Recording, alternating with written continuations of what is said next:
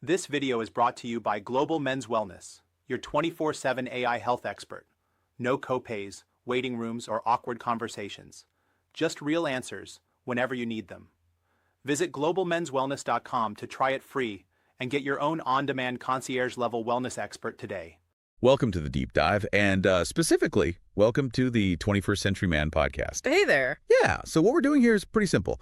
We're taking this really great book, The 21st Century Man, chapter by chapter. Yep, breaking it down. Exactly. Pulling out the key stuff, the things you really need to know, the actionable takeaways. And explaining any, tricky terms or concepts along the way. We're digging into the source material, the author's research, all of it. And today, Chapter 82, which is all about vacuum erection devices, VEDs. Or, as most people probably know them, penis pumps. Right. Might sound a bit, I don't know, funny or clinical, but honestly, this chapter digs into some surprising history. Oh, yeah, and a lot of modern uses and potential health benefits that maybe aren't so obvious at first glance. Totally. This book is just packed with this kind of practical, well-researched info. This chapter is a prime example. Ready to jump in? Let's do it. Okay, so people trying to improve erections, that's not new at all, is it? Oh, definitely not. Centuries of trying stuff. Snake oils, weird potions. Yeah. Probably some really ineffective, maybe even dangerous things back in the day. Right. Just hoping something would work. Exactly. But the chapter points to a real breakthrough way back in 1874. A Dr. John King. 1874, wow. Yeah, he designed what's seen as the first effective vacuum device specifically for treating what he termed erectile insufficiency. Erectile insufficiency. Nice way of putting it. So that design, it's kind of the ancestor of today's pumps. Pretty much. The core idea using vacuum pressure is still there. Obviously, they've been modified, refined quite a bit since then. And used more widely, I guess. Definitely. And not just for the original purpose of treating ED. Okay, so what else are they used for now, if it's not just clinical ED treatment? Well, the chapter lays out a few key areas, still used for ED, of course, but also for general male enhancement. Enhance like size or firmness? Primarily temporary enhancement of size and firmness, yeah. Also, potentially helping with mild penile curvature, that's Peyronie's disease, non-surgically. Interesting. Anything else? And yeah, this might surprise some people, but also for masturbation. Wait, really? There's a pleasure aspect? Apparently so. The chapter mentions that quite a few men actually find the sensation enjoyable, that vacuum pressure, the increased blood flow. It's not just a medical tool for everyone. Okay, didn't necessarily expect that. Let's dig a bit deeper, because the chapter gets into some really interesting science behind why ED happens and how these pumps might actually help on a physiological level, not just, creating a temporary fix. Right, this is where it gets fascinating. There's this hypothesis about something called penile hypoxia. Hypoxia, like low oxygen. Exactly, chronically low oxygen levels in the penis. The idea is that this lack of oxygen over time contributes to the buildup of fibrosis. Fibrosis, that's like scar tissue, right? Precisely. Scar tissue forming in the erectile bodies, the corpora cavernosa, those spongy chambers that fill with blood. And that scar tissue makes it harder to get and maintain erections long term. Okay, that makes sense. So how does the pump help with that? Well, the theory presented is that using the vacuum device, by drawing all that blood in, significantly boosts the oxygen concentration in those tissues. So it's bringing in fresh, oxygenated blood. Right. Better blood inflow, more oxygen. And the hope is that this can help prevent that fibrosis from forming, or maybe even slow it down if it started. It could potentially improve function over time. So it's almost like a preventative measure, or even a bit restorative, addressing the underlying physical deterioration. That's the potential therapeutic angle, yeah. And it ties into what the chapter describes about age-related changes. Like what sort of changes? Well, as men get older, things like nitric oxide levels tend to decline. Nitric oxide is super important for relaxing blood vessels, so blood can flow in easily. Okay. And arteries themselves can get thicker, stiffer, inflammation, maybe some plaque buildup, the usual suspects. And things like diabetes or heart disease just speed all that up. Definitely accelerate the process, according to the source. It also mentions natural nighttime erections. Right, I've heard about those. Yeah, healthy guys get them, maybe 3 to 6 nights a week. It's like natural exercise for the penis, keeping things working. Like flexing a muscle. Kinda, yeah. Keeps the tissue healthy. But if health declines, those nighttime erections often decrease or stop. And that's linked to the onset of ED. So using a pump could maybe mimic that natural exercise function, keep the tissues healthier for longer. That's the idea the chapter puts forward. And it's not just theory. It mentions a 2014 study in the Journal of Sexual Medicine. What did that find?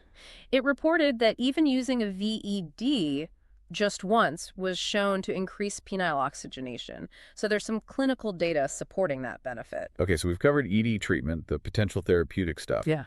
But you mentioned enhancement earlier. What about healthy guys? No ED issues. Are they using these too? Oh, absolutely. That's a significant user group discussed in the chapter, sexual enhancement. How does that work? Many guys who have perfectly normal erections will use a pump right before having sex. The aim is to kind of supercharge their natural erection, make it feel even firmer, maybe look temporarily larger for that encounter. Sort of optimizing things. Exactly. And then there's the idea of using it regularly, almost like a workout. A workout for your erection? Yeah, a form of physiological exercise. The goal being to improve erection quality over the long haul, even if there's no problem right now. Okay, this is usually where the whole does it make you permanently bigger question comes up. What's the chapter say? It addresses that directly. It acknowledges all the anecdotal reports you see, online forums, blogs, guys claiming they've gained permanent size or girth from regular pumping. But the chapter states pretty clearly that the formal clinical studies looking into permanent size increases from VEDs. The data is inconclusive. No solid proof there. All right, let's put the long-term stuff aside for a second. Right. How does the thing actually work, like mechanically, in the moment? The chapter made it sound pretty straightforward. It really is quite simple. You take the plastic cylinder, place it over the penis, and press it against your body to get a seal. Okay. Then you use the pump, could be a hand pump, could be battery-powered, to suck the air out of that cylinder. Creating a vacuum. Right. And that negative pressure, the vacuum, pulls blood from down in your pelvis into the penis. Fills it up. Exactly. Causes engorgement and erection.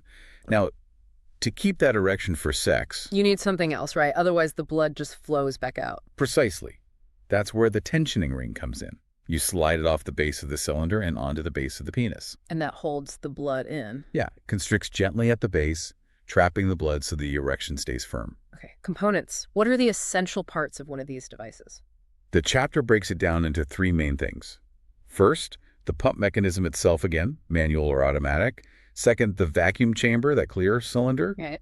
And third, and this is really important for safety, a way to release the vacuum quickly, like a valve or button, and some kind of pressure limiter or safety gauge. That gauge sounds critical. We'll come back to pressure. Any practical tips on using it from the chapter? Yeah, a couple of good ones. Trimming pubic hair around the base can really help get a much better seal with the cylinder. Less air leakage. Makes sense. Anything else? And lubricant. Definitely use lubricant. Water-based is recommended. Why water-based specifically? Is oil bad? The chapter advises water-based because, one, it helps with the seal and comfort, obviously. But two, unlike oil or silicone lubes, it won't degrade the plastic or rubber components of the pump over time. Plus, it's just easier to clean up. That tensioning ring you mentioned, the thing that keeps the blood in, are they all the same? No, there's some variety. They can be made of silicone, which is soft and stretchy, or sometimes harder plastic. Different designs, too. Some are just simple circles, others might be shaped more anatomically, or have an open design with, like, a rubber band component. Does the type matter much? The chapter suggests some designs might be easier for certain men to get on and off, or might feel more comfortable. So personal preference plays a role. And there's a time limit for wearing it, right? That seems important. It's very important. The chapter is quite specific. Keep the ring on for up to 30 minutes for intercourse. Longer than that. It's strongly advised to remove it after 30 minutes. Leaving it on longer cuts off circulation too much and could potentially cause issues. Okay, let's talk pressure. You mentioned the gauge. Sounds like you could potentially overdo it. Oh, absolutely. The chapter really emphasizes this point.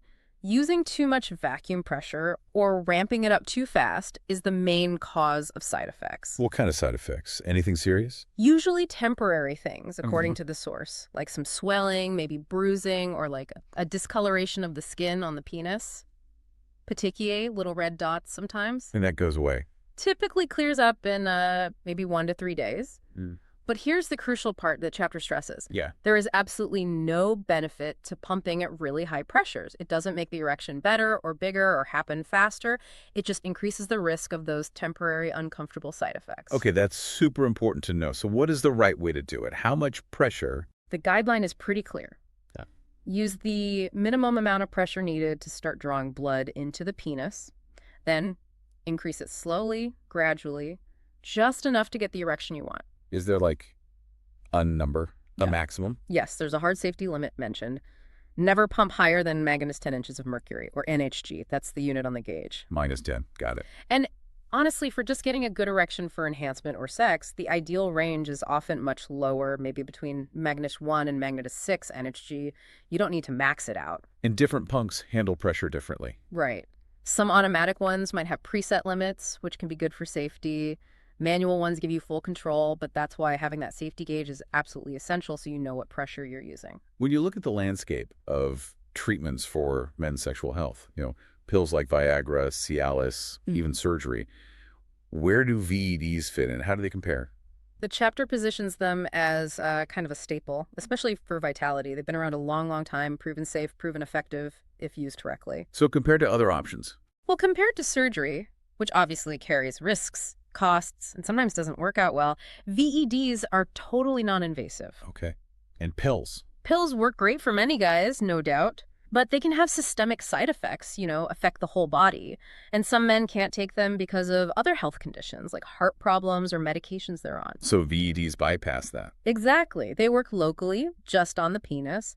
So the chapter calls them a great natural alternative. Plus, they offer flexibility. You can use it whenever you need it, potentially multiple times a day even. You're in control.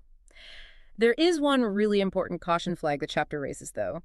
A specific group who needs to be careful. Oh, yeah. Who's that? Anyone taking blood-thinning medication, anticoagulants. Why?